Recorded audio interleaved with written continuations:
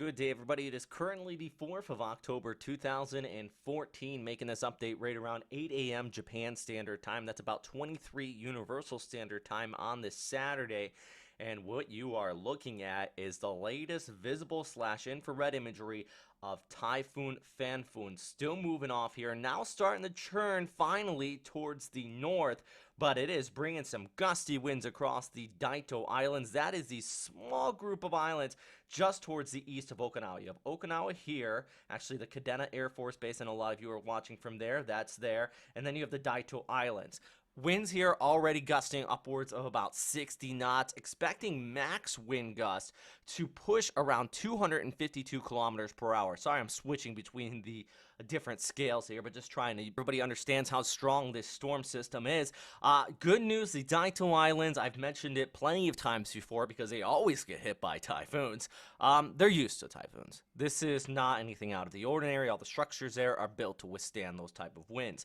The bigger problem is farther here towards the west, across the main island of Okinawa. At this time, the Japan Meteorological Agency expects winds to max out with gusts about 35 meters per second. We're talking about winds gusting upwards about typhoon strength, about 65 knots, specifically on the northern extent of the island. Now, their storm passes just off there towards the east of Okinawa Honto, and you can even see here from this ECMWF outlook, you're looking at winds maxing out on the northern area there, according to this particular model, about 50 to 60 knots. That's the wind gust. Sustained less, especially around the southern portions of the island. You're going to be seeing tropical storm about 30 to 35 knots. So it's not a typhoon by any means.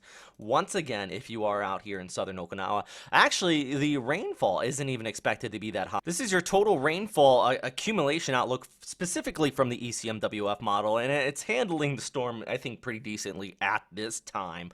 You can see actually the rain's off there towards the north. The big problem, and the reason why you're seeing gusty winds, is because we have a high pressure area coming in from the west, and you have your low here, so it's more gradient induced. The winds are coming in from the northwest, and actually more of a cold surge type of event. You can even see that on the satellite imagery. You have a lot of these low-level clouds pushing from the north towards the south, and that's the same high pressure that's causing our storm system to basically hit this and turn towards the northeast. And that's what we're going to be looking at as we look ahead through the next 24 to 48 hours. And the big thing is, how far is this going to track west into this high before it does officially make that turn towards the northeast? Because there's a big difference between the agencies, actually, and depending on how far this is going to be churning, because right now the Joint Typhoon Warning Center actually keeps the storm offshore, while the Japan Meteorological Agency keeps it moving directly over Tokyo. It may not seem like a big difference between these two tracks,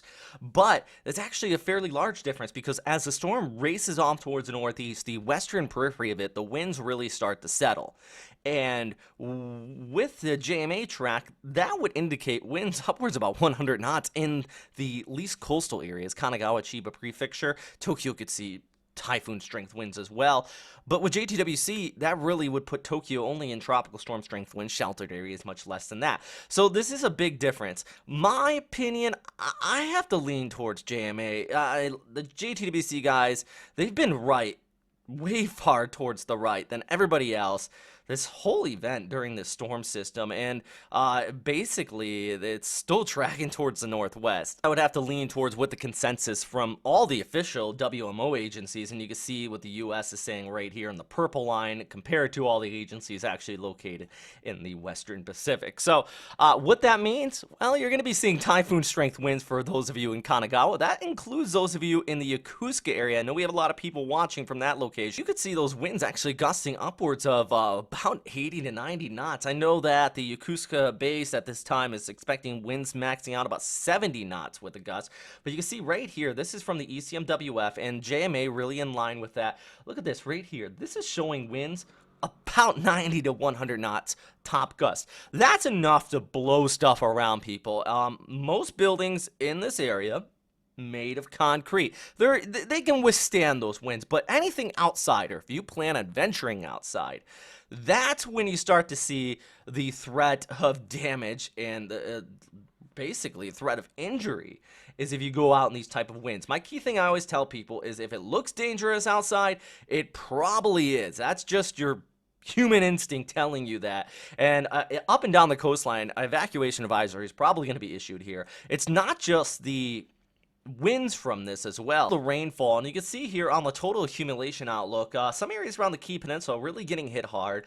Most models agree with this occurring. It's just the mountains there, and you get that southerly flow of moisture, and that causes severe flooding. It seems like that's the case with every storm once these come on shore. Also, the mountains towards the west of Tokyo and around Mount Ontake, we still have recovery efforts going on out there. You're going to be seeing some pretty heavy showers, and there's a threat of mud flow. You get that volcanic ash mixing in with the rainfall. It always makes for a messy situation. The other thing people are asking about is the race. Still no word in Suzuka near Nagoya. How this is going to be impacted. What I can say is by Sunday night, your winds are really going to pick up. This shows by Monday morning with the GFS model right over Nagoya. We're seeing winds about 70 knots sustained. So some pretty nasty stuff, and that's going to be the case throughout Monday across much of Japan. Pulling back the picture of a new tropical storm out there. This is Tropical Storm Phanfone towards the east of Guam. I'm going to put out another video update on this later, but what I can tell you right now, this is going to be impacting those of you in Guam and Saipan, possibly as a typhoon by Monday. Basically the same time Tokyo is getting battered with Phanfone, you're also going to be seeing some fairly strong winds. So a lot to talk about this weekend. Stay safe out there, everybody, and please continue to check back in at the website. Also follow us on our Facebook page. We're going to be posting updates there as well.